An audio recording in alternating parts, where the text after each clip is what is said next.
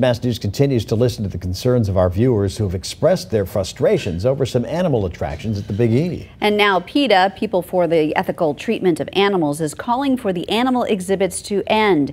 Western Mass News reporter James Villalobos joins us now to tell us the very latest. James. Dave and Beth, it's an issue that's getting a lot of attention on social media, going viral in fact.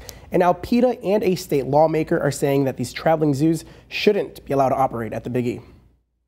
Public response has been overwhelming. I think you see the support, the concern of the public, for the care and treatment of animals, big and small. It started with a photo posted on Facebook of Minnie the elephant at the Big E. A video of a camel followed, both being shared thousands of times, many fearing the animals are being mistreated and should no longer be allowed to be used for profit. In the case of the camel, who appears to be tugged by its handler, the Massachusetts Society for the Prevention of Cruelty to Animals tells Western Mass News the video shows nothing illegal and the handler is not facing any violations for abuse.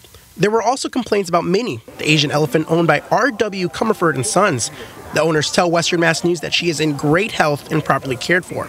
Now Wednesday, in a letter to Gene Cassidy, president and CEO of the Eastern States Exposition, PETA says in light of the outcry over this disturbing photo and video footage and the cruelty associated with using wild and exotic animals for entertainment, we're urging you to end elephant and camel rides immediately and leave these and all other wild and exotic animals out of future fairs. They went on to say that wild animals used in traveling shows are typically separated from their mothers as babies, spend most of their lives in cages and shackles, and are forced to sleep, defecate in the same cramped space. State Representative Angela Pupolo has similar concerns. I've toured a number of facilities and went to a number of behind-the-scenes shows. They show you obviously what they want you to see, but at the end of the day, there's concern. There's concerns of the bullhook. There's concerns about the electrolysis and sort of the electrocution, some of the stuff that's used for electricity.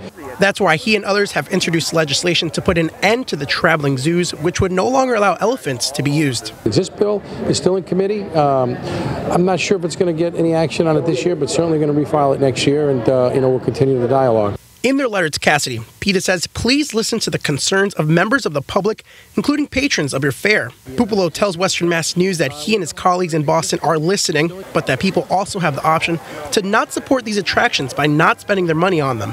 It's no longer, cost effective to have these elephants, housed and, cared for year-round. Transportation becomes a big issue. Insurance and liability has been a huge issue. And I think on the flip side of that, the people being so upset with it, boycotting circuses and shows because of the elephants being in there, I think has affected the bottom line on the other side.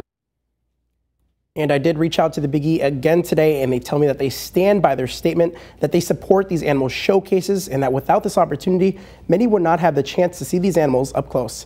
In the studio, James Villalobos, Western Mass News.